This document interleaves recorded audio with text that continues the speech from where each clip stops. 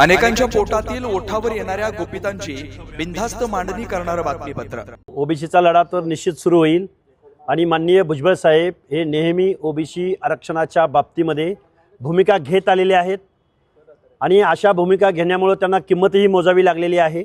मी भुजबळ साहेबांचं या लढाऊ वृत्तीचं मी खरं तर दाद देईन त्यांच्या याला।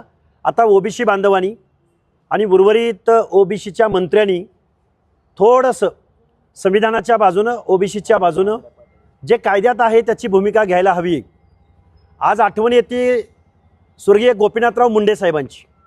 आज गोपीनाथराव मुंडे साहेब असते तर ओबीसीवरती ही वेळ आली नसती।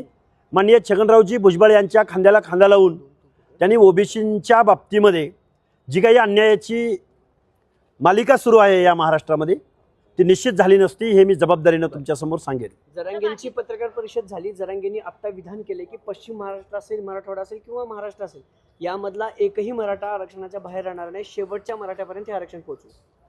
मला वाटतंय हा महाराष्ट्र 13-14 करोड वेगवेगळ्या जात समूहांचा नाही। या महाराष्ट्रामधल्या आमदारांना, खासदारांना, पक्षांना इथं फक्त मराठाच मतदान करतात असं मला वाटतंय। हे राज्य मराठी माणसांचं नाही तर हे महाराष्ट्र मराठ्यांचं आहे। यशवंतराव चव्हाणांना सुवर्ण महाराष्ट्राचा कलश आणला तेव्हा गत्रेव माडखोलकर नावाच्या पत्रकारांनी एक प्रश्न विचारला होता, हा महाराष्ट्र कुणाचा होणार? त्यावेळी यशवंतराव चव्हाणांनी महाराष्ट्राला सांगितलं होतं की हा महाराष्ट्र मराठी माणसांचा होणार, 18 पगड जातीचा होणार। आणि काल परवापासून हे जे काय आंदोलन आहे, GR काढणं आहे, बेकायदा वागणं आहे, संविधान विरोधी GR काढणं आहे, वेगवेगळ्या आमदारांनी, खासदारांनी, पक्षाच्या प्रमुखांनी जरांगेला जाऊन पायगड्या घालणं, रेड कार्पेट घालणं आणि त्याच्या आंदोलनाला पाठिंबा देणं। पाठिंबा द्या, तुम्ही द्यायला आमची अडचण नाही, पण ओबीसीच्या आरक्षणाचं काय होणार या एकाही प्रश्नावर ना संजय राऊत बोलले, ना उद्धवजी ठाकरे बोलले, ना सुप्रिया सुळे बोलल्या, ना अंबादास दानवे बोलले, ना बजरंग सोनवणे बोलले, ना महाराष्ट्रामधले सत्तेतले आणि विरोधातली माणसं बोलली। आज भुजबळ साहेबांनी जो बहिष्कार घातलाय तो बहिष्कार महाराष्ट्रातल्या ओबीसी भटक्या विमुक्त जाती जमातीच्या बांधवांनी अपील करावा। म्हणत आहेत की ओबीसीला कुठलाही धक्का लागलेला नाही, असं कोण म्हटलंय? त्यांना तो प्रश्न विचारला पाहिजे। आम्हाला जेवढा GR कळतो त्या GRचा अर्थ मराठीमधून आहे, मराठीमधून GR आहे। त्यामुळं एका ॲफिडेव्हिटद्वारे जर नात्यातल्या, गावातल्या आणि कुळातल्या माणसाला सर्टिफिकेट देता येत असेल, नातं म्हणजे कोणतं नातं? लग्नानंतरचं नातं का आंतरजातीय विवाहानं निर्माण झालेलं नातं? हे कुठं सांगितलंय? त्यामुळं ओबीसीचं आरक्षण आज रोजी संपलेलं आहे। ते म्हणण्याचं कारण असं की रूलर असणारा, शासनकर्ता असणारा मराठा बांधव जर ओबीसीमध्ये आला तर ओबीसी त्यांच्या स्पर्धेत कुठेही टिकणार नाही आणि त्याचं आरक्षण आज रोजी संपलेलं आहे।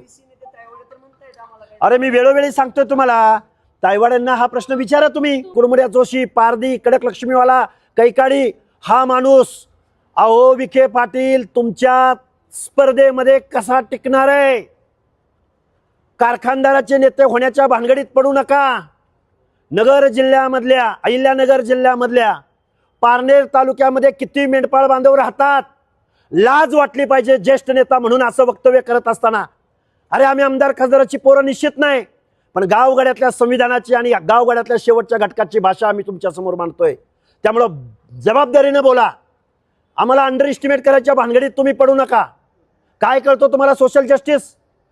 काय सांगितलंय तुम्हाला? असा GR करण्याचा अधिकार दिला कोणी? ओबीसीचं आरक्षण संपवणारा हा GR आहे। जी ही समिती नेमलेली होती ही बायस समिती होती। या समितीमध्ये आरक्षण पॉलिसी समजणारा एकही तज्ञ मंत्री नव्हता, यामध्ये ओबीसीचा मंत्री नव्हता। त्यामुळे विखे पाटलांनी आम्हाला जास्त शहाणपण शिकवू नये। त्या ओबीसी मंत्र्यांनी आपली भूमिका जाहीर करावी। बेधडक, निर्भीड, बिनधास्त मांडणी करणारा खबऱ्या लाईव्ह।